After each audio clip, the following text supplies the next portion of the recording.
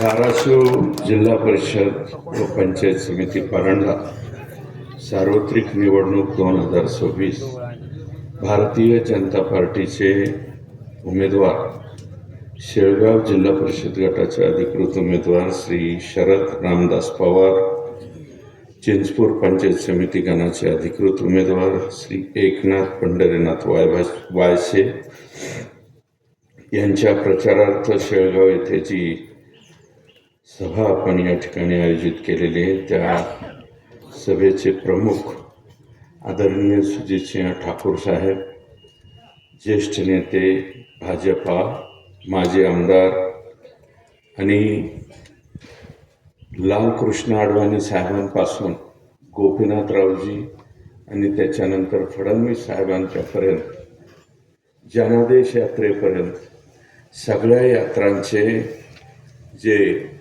प्रमुख राहिलेले ते आमचे नेते सुजितसिंह ठाकूर साहेब.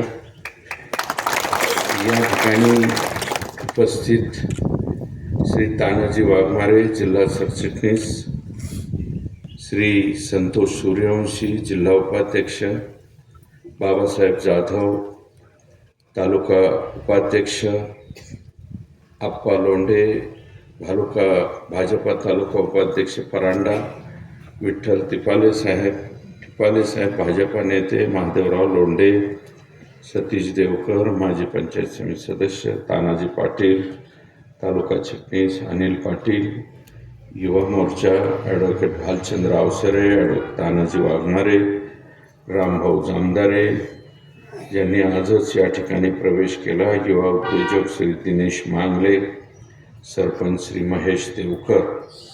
समोर बसलेली या जिल्हा परिषद गटातील सर्व आदरणीय वडीलधारी मंडळी, सर्व माता भगिनी आणि तरुण मित्र, मी तुमची सर्वांची क्षमा मागतो, कारण उन्हामध्ये तुम्हाला या ठिकाणी बसावं लागतंय.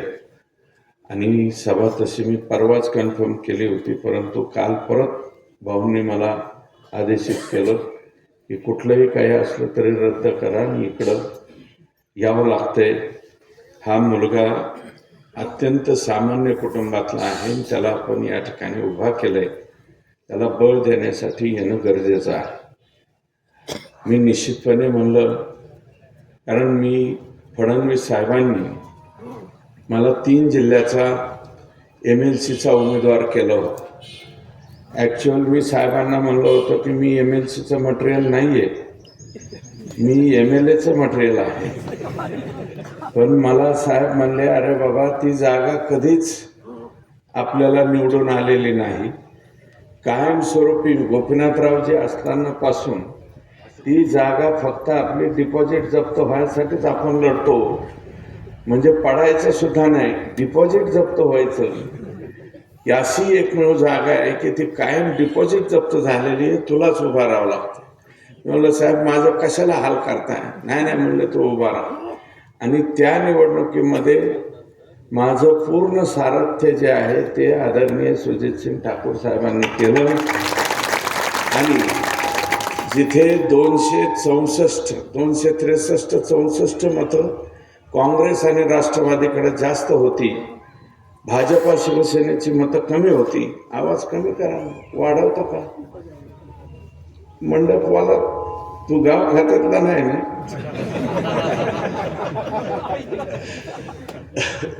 म्हणजे व्यवसायवाला आहे ना, नाही तर बऱ्याच वेळा आपल्याला गाव खात्याच्याच माईकवर भाषण आणावी लागतात.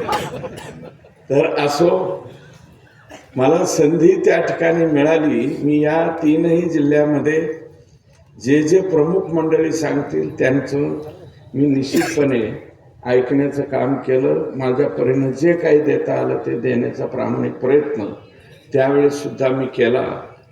आणि यावेळेस मला आशा वाटते, कारण त्यावेळेस भाजपा आणि शिवसेनेचे मतं कमी होते, परंतु आता भाजपाची ताकद या ठिकाणी निश्चितपणे वाढलेली आहे असं मी नम्रपणे या ठिकाणी म्हणेन.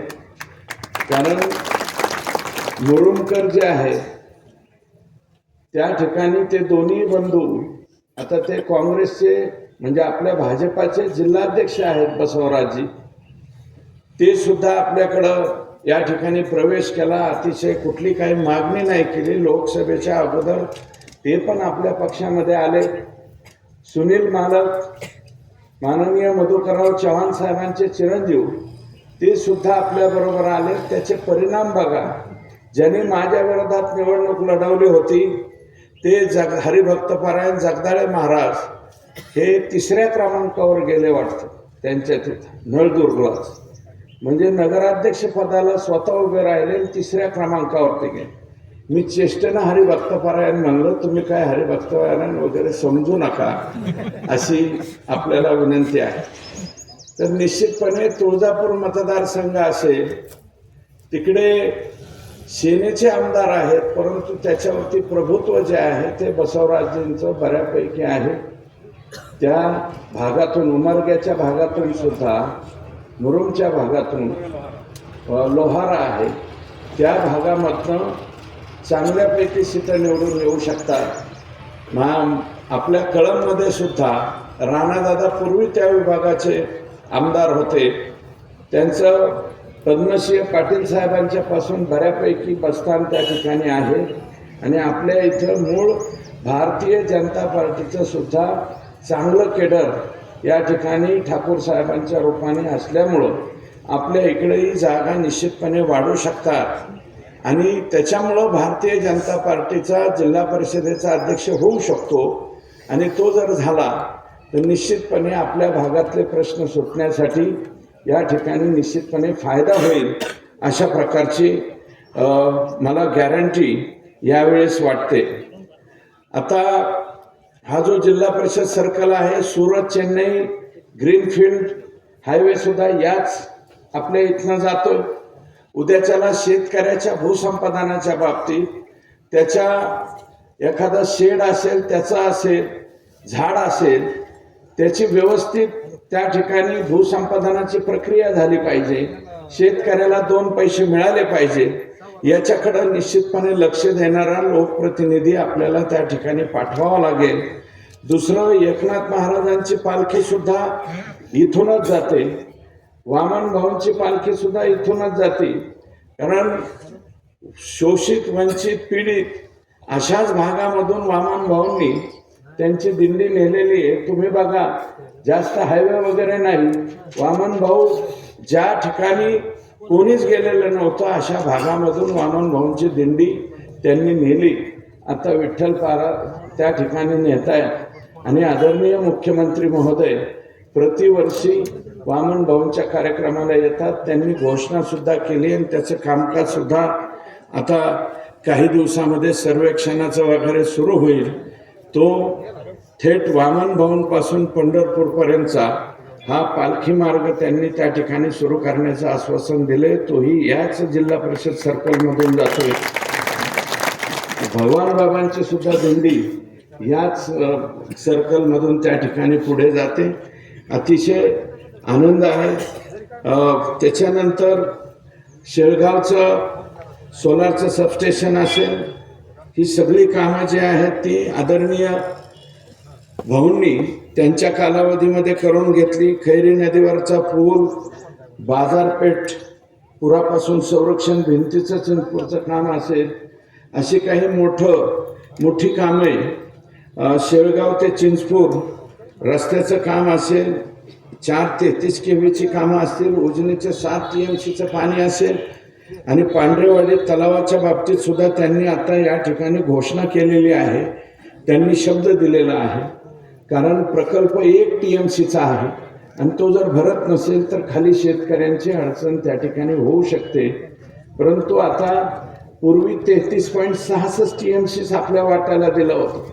आता साहेब आणखी 30 TMC वाढून या ठिकाणी आपल्याला पाणी देत आहेत.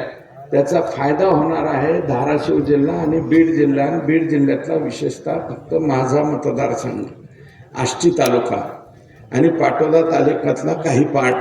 त्याच्यामुळं तुमचा मतदारसंघ आणि आम्ही त्याचे पूर्ण लाभार्थी आहोत. आपले 2च मतदारसंघ म्हणजे 2च जिल्हे, पण तिकडचा फक्त 1 मतदारसंघ आणि इथले मात्र 4-5 मतदारसंघ त्याचे फायदेशीर फायदा घेऊ शकतात.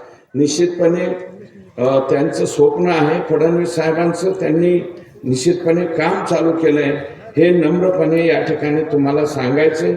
आता या ठिकाणी उमेदवार बी आपले एकदम भारी नाव आहे बाबा. मी तर पहिल्यांदाच घाबरलो. मागे एकदा बातमी वाचली होती मी, भारतीय जनता पार्टीच्या उमेदवार सोनिया गांधी केरळ का कुठंतरी का तामिळनाडूमध्ये एक निवडणूक चालू होती, त्या निवडणुकीमध्ये ज्या उमेदवार होत्या त्यांचं नाव होतं सोनिया गांधी. घाबरलो ना आपण. सोनिया गांधी आणि भाजपच्या उमेदवार म्हणल्यावर त्याची पूर्णपणे देशभरामध्ये चर्चा झाली. तसं काल सुद्धा मला भाऊंनी नाव सांगितलं, म्हणलं उमेदवार कोण आहेत, तर ते म्हणले शरद पवार. आणि तर दचकलोच भाऊ. म्हणलं शरद पवार साहेब कसं काय आमच्या पक्षाचे उमेदवार झाले? नाही म्हणले त्यांचं नाव आहे, त्यांचं नाव शरद गोविंदराव पवार साहेब आहे आणि आमच्या उमेदवाराचं नाव शरद रामदास पवार आहे.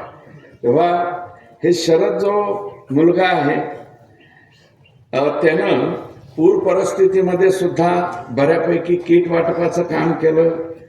क्रिकेटचे 1-2 ग्राउंड त्यांनी त्याच्या स्वतःच्या पदरमोडीने त्या ठिकाणी दिले. काही ठिकाणी ट्रान्सफॉर्मरचं काम केलं, पोलचं काम स्वतःच पुढं होऊन या 5-6 महिन्यामध्ये केले.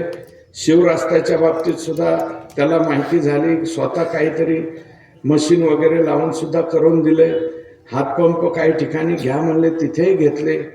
सभामंडप किंवा मंदिराच्या बाबतीत मदत करा म्हणलं तर काही ठिकाणी मंदिराला सुद्धा त्यांनी निश्चितपणे मदत केलेली आहे. काही गावांच्या पूल दुरुस्तीच्या बाबतीत सुद्धा त्या ठिकाणी मदत ही केलेली आहे. म्हणजे त्याच्यापैकी बऱ्यापैकी काम करणारा हा मुलगा दिसतोय. आणि त्याला साथीला चिंचपूर गणामध्ये एकनाथ पंढरीनाथ वायसे म्हणून उमेदवार दिलेले आहेत.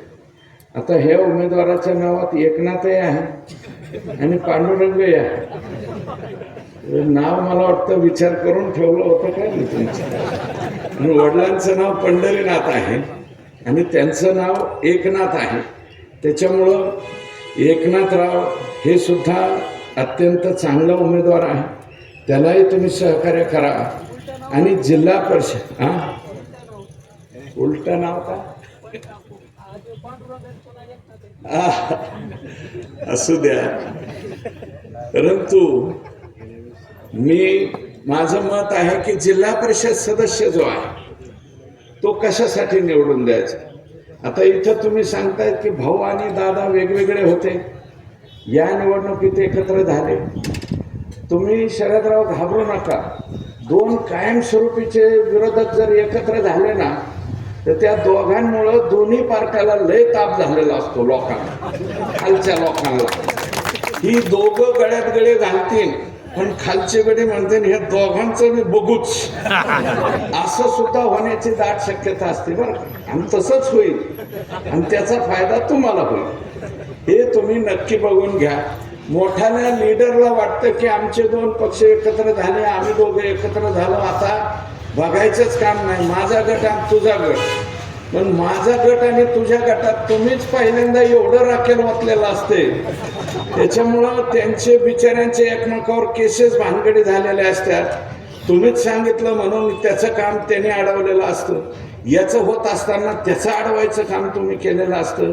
त्याच्यामुळं हे 2 पैलवान एकत्र झाल्याचा काहीही फायदा त्यांना होणार नाही. त्याचा फायदा भारतीय जनता पार्टीलाच होईल, हे माझं राजकारणातलं निरीक्षण आहे. आणि मी स्वतः तुम्हाला सांगतो की मी जिल्हा परिषद सदस्य म्हणून निवडून आलो. मी खरं तर जिल्हा परिषदेचंच बाय प्रोडक्ट आहे. मी गावचा बिनविरोध सरपंच होतो. सरपंचाच्या नंतर जिल्हा परिषद सदस्य झालो. ते होताना अपक्ष झालो, म्हणून नंतर गोपीनाथरावजींच्या बरोबर आम्ही त्या ठिकाणी गेलो. तर सरपंच, जिल्हा परिषद सदस्य आणि नंतर आमदार अशा पद्धतीनं आमची वाटचाल झालेली आहे. जिल्हा परिषद सदस्य जो आहे तो कोणत्या कोणत्या कामासाठी पाहिजे, तर मनरेगासारखी अत्यंत चांगली योजना आहे ती आता VG रामा म्हणून नावाने पुढे येते. शेतकऱ्याचा शेततलाव झाला पाहिजे, शेतकऱ्याची विहीर झाली पाहिजे, शेतकऱ्याचा त्या ठिकाणी घरकुल जे आहे ते नीटनाटकं दिलं पाहिजे. नाही तर आताही तुम्ही मला सांगा, पूर्वी शेळगाव सारख्या गावामध्ये किती घरकुलं येत होती? 5, 4, 10, आणि त्याच्यासाठी मारामाऱ्या झाला. नरेंद्र मोदींनी एवढी घरकुलं दिली की रट्टून 150-150, पावणे 200-200, 300-300 मोठ्या गावामध्ये घरकुलं आले. ते बी घरकुलाच्या याद्या 12-13ला झाल्या, वरती गेल्या मंजुरीला. प्रपत्र ड म्हणून आपण अगोदर अर्ज भरलेले होते, तेच अर्ज कन्सिडर केले केंद्राने आणि त्याला पैसे द्यायला सुरुवात केली. मधल्या कालावधीत लोकांनी घरं बांधली. घरं जरी बांधली तरी आता कोणी काय फारशा तक्रारी करीत नाही. घर पहिलेच पक्क असलं तरी म्हणते त्याचे 1.5 लाख काढून काय फरक पडतोय. आणि ते 1.5 लाख काढताना सुद्धा मध्येच काही सरपंच आडते, काही जिल्हा परिषदेत जाऊन आडते, काही पंचायत समितीत जातात. पण हप्ता सोडू नका, मला विचारल्याशिवाय हप्ता सोडू. उद्या शरदराव तुम्हाला हे सगळं बंद करायचं. मला विचारल्याशिवाय हप्ता सोडू नका, हा उद्योग बंद झाला पाहिजे. कारण पैसा केंद्राचा. मध्येच हे मालक होणारे कोण आणि कशासाठी मालक होताय तुम्ही? तुमचा काहीच संबंध नाही तरी सुद्धा तुम्ही मालक होता. हे डायरेक्ट योजना आहे, ती शेतकऱ्याच्या नावावर गेली पाहिजे. विहिरीचे सुद्धा मस्टर भरायचे का नाही? त्याच्यात सरपंचाचं एक ग्रामरोजगार सेवक त्याच्यापेक्षा मोठा. 20 जणांची हजेरी भरली तर 4 त्याचीच नावं घुसडतोय. हे असले जे उद्योग चाललेले आहेत. विहीर मंजुरीला सुद्धा आम्हाला एवढे द्या, मग आम्ही तुमची विहीर मंजूर करतो. मध्येच 25 द्या, मी थोडे ठेवतो, व्हिडिओला थोडं देतो, मधल्यांना काही देतो, आणि मास्टर भरणाऱ्यांना काही देतो. हे जे उद्योग या ठिकाणी चाललेले आहेत, हे नीटनाटके करण्याचं काम तुम्हाला भविष्यामध्ये करावं लागेल. जिल्हा परिषद सदस्य म्हणून आणि एकनाथरावांना पंचायत समितीचा सदस्य म्हणून. त्या गोरगरिबांसाठी डायरेक्ट योजना आहे. आणि पुढे जिल्हा परिषदेचे सदस्य झाल्यावर तुम्ही एक ठराव घ्या, असं माझं मत आहे की मनरेगाच्या योजनेला हे जे मास्टर भरा, मास्टर भरल्यावर सुद्धा ज्यांच्या नावावर पैसे जाते ते म्हणतोय मोदीचे पैसे आले, मास्टरवर गेलेले सुद्धा पैसे कोणी द्यायना. कुणाचे नाव मास्टर मध्ये टाकायचे आता एहरीवाल्याला ठरवावं लागतं. गावातले पाहुणे रावळे आहेत का, त्यांची मजुराची नोंदणी आहे का? आणि जर नोंदणी नसेल आणि त्रयस्थाच्या नावावर गेलं की ते म्हणते मोदी साहेबाचे पैसे आले, मला माहित नाही कसं काय झालंय ते. आणि कधी कधी ते मजुराला माहित नसतंय, पण त्याच्या पोराला लवकर टुंग वाजलं की लक्षात येतंय की बापाच्या नावावर काहीतरी माल बँकेत पडलेला आहे. दिवस उगतात जातंय, पैसे काढून घेतंय आणि खर्च करून टाक. आणि हे माणूस जातंय त्याच्या बापाकडं, हे बाबा माझे तुझ्या नावावर पैसे आले तेवढे दिना काढून. तो म्हणतो देतो ना. जेव्हा बँकेत जातो तेव्हा बँकेवाला सांगतो कालच तुमचं बारकं पोरगं आलं आणि ते काढून घेऊन गेलं. म्हणजे ते मी म्हणते, मी पप्पा बाबा काय जे असेल ते, म्हणून मी कालच वह्या पुस्तकाला किंवा इतरत्र खर्च केले. अशी जी ही सिस्टीम आहे, या सिस्टीममध्ये बदल होण्याची आवश्यकता आहे. उद्या जिल्हा परिषद पंचायत समितीमध्ये ठराव घेऊन तो देशाचे कृषी मंत्री जे आहेत शिवराजजी चव्हाण साहेब तिथपर्यंत गेलं पाहिजे. मी म्हणतो 5 लाखाच्या विहिरीच्या ऐवजी 4च लाख द्या. पण ज्या शेतकऱ्यांनी विहीर खोदली त्याला डायरेक्ट अकाउंटवर त्याला देऊन टाका. काय म्हणून मध्ये नको, सरपंच नको, हे ग्राम रोजगार सेवक नको, काही नको. हे मधल्या ग्राम रोजगार सेवक तर राष्ट्रपतीच्या वरचं झालं.